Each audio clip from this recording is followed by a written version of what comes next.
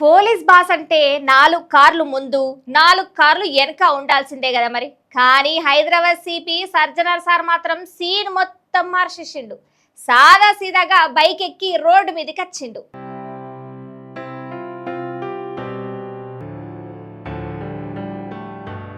ఇక పుసుక్కున షికారు కనుక్కునేరు. హైదరాబాద్ ట్రాఫిక్ పరిస్థితి ఏందో తెలుసుకోనికి గిట్ల సారి చేసిండు.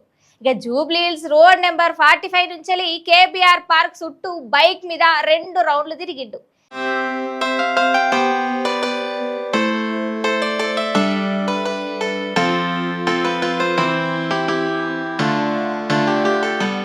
ఇక ట్రాఫిక్ ఎక్కడ ఆగుతుంది, వాహనాలు ఎట్లా పోతున్నాయి, ఏడ జామ్ అవుతుంది అన్నది సారే స్వయంగా అడిగి తెలుసుకున్నాడు.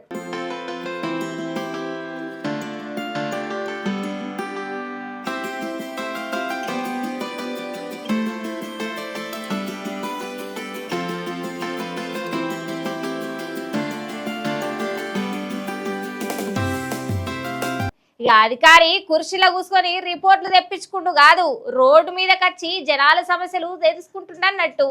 ఇక కుర్చీలో కూసుంటే ఏమున్నది, గవ్వే ఫైళ్లు కనిపిస్తాయి అనుకున్నాడో ఏమో సారు. ఆడ నిలబడి 1 వే చేసుడితోటి పబ్లిక్ వచ్చిన తిప్పలేంది అని అడిగి తెలుసుకున్నాడు. కొంతమంది మంచిగానే ఉన్నది సారు అంటే, ఇంకొంతమంది తిప్పలైతున్నది 1 వే చేయబట్టి అని చెప్పుకొచ్చిండ్రట.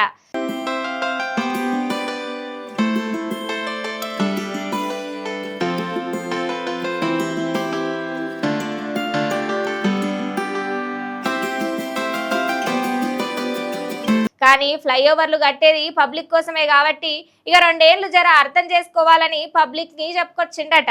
ఇంకో ముచ్చట ఇండంపారుల్లా. భూమి మీద నూకలు బాకునే అంటే గిదే కావచ్చునుల్లా. గి అన్న పొద్దుగాల లేచిన గడియ మంచిగున్నది కావచ్చు, కానీ అన్ని టైంలు మనయే ఉండే అన్న. రోడ్డు మీద పోయేటప్పుడు జర పైలంగా పోవాలి. ఇంతకీ ముచ్చట ఏంటిదంటే, ఎడ్డరన్నా ఒకసారి ఈ వీడియోని చూపియే. పబ్లిక్ జర కళ్ళు పెద్దగా చేసుకొని వీడియో చూడుండ్రి. అబ్బర కొడుక, జర్రంతలా తప్పించుకున్నారు కదా. సావు తప్పి కన్ను లొట్టవైనంత పని అయిపోయిందిగా గి అన్న పరిస్థితి. అటు దిక్కు నుంచి బస్ వస్తుంది, ఇంకో దిక్కు బస్ మీద 2 అన్నలు బ్రేకులు లేని బైక్ నడుపుతున్నామన్నట్లుగా ఆస్తున్నారు. ఇక గంత స్పీడ్ ఏంటికే, ఓ నిమిషం లేట్ అయితే బస్ డ్రైవర్ అన్న బ్రేక్ వేయపోతే ఇలా మీ పరిస్థితి ఏంది ఆలోచించిండ్రా? రోడ్డు మీద బండి నడుపుతుంటే పెయ్యన్ని కళ్ళు పెట్టుకొని ఒళ్ళు దగ్గర పెట్టుకొని నడపాలి కదా. ఇయాలంటే నువ్వు లేచిన గడియ మంచిగున్నది, గండం తప్పింది, అన్ని దినాలు మనయే ఉంటే అనుకోవద్దు కదా. ఇంతకీ ఇది ఏడా అంటారా? కేరళ కాసర్గూడ అనే జాగలా ఇందటి ముచ్చట. కాలనీ నుంచి మెయిన్ రోడ్ మీదకి దూసుకొచ్చిండ్రు. ఒక నిమిషం డ్రైవర్ అన్న బ్రేక్ వేయపోతే ఏమవు. ఇక డ్రైవర్ అన్న సడన్ బ్రేక్ వేసుడుతోటే ప్రమాదం అయితే తప్పింది. కానీ పబ్లిక్ జర పైలము, రోడ్డు మీద నడిచేటప్పుడు జర చూసుకుంటా. ఆఫీసులకు టైం అవుతుంది కానీ ఆగమాగం కాకుండ్రి, జర 10 నిమిషాలు మొదలు ఎల్లుండ్రి. అన్ని మన రోజులే ఉంటే అని ఉండదు కదా. ఈ ముచ్చటింటున్న పబ్లిక్ డ్రైవర్ చేసిన పనికి సెల్యూట్ కొడుతున్నారు. ఇంకో ముచ్చట ఇండంపారుల్లా. ఇల్లు లేదని బాధపడుతున్న ఒక పెద్ద ఆయన కష్టాన్ని చూసి, ఏం పర్లేదు పెద్దాయన, నేనున్నా నీకు అంటూ ముందుకొచ్చిండు మాజీ ఎమ్మెల్యే జగ్గారెడ్డి సారు. మాటలు చెప్పి చేతులు దురుపుకోకుండా ఏకంగా 1,50,000 రూపాయల సాయం అందించిండు. అయ్యా, ఆపదలో ఉన్నోడికి అండగా నిలబడితేనే కదా అసలైన మంచితనం అంటారు. చేతిలో ఉన్న దాంట్లో కొంత వంచితే మనిషి గొప్పోడైతాడన్నట్లు. ఇక జగ్గన్న చేసిన ఈ సాయం ఇప్పుడు సోషల్ మీడియాలో ముచ్చటగా మారింది.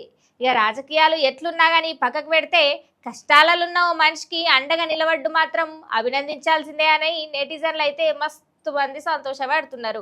డబ్బున్నోడు సాయం చేసుడు పెద్ద గొప్ప విషయం కాదనుకుంటాం, కానీ ఆపదలున్నోనికి అండగా నిలబడ్డమే అసలైన మంచితనం అనే విషయాన్ని మర్చిపోతారు చాలా మంది. కానీ గిడ జగ్గారెడ్డి సారు తనంతుగా ఆపన్న హస్తం అందించిండు. కష్టాన్న కుటుంబానికి ఆర్థిక సాయం చేసి నేనున్నా అంటూ భరోసా ఇచ్చిండు. డబ్బిచ్చిన దానికంటే కష్టాలున్న మనిషి పక్కన నిలబడి తీరిప్పుడు చర్చనీయాంశంగానే మారుతుంది.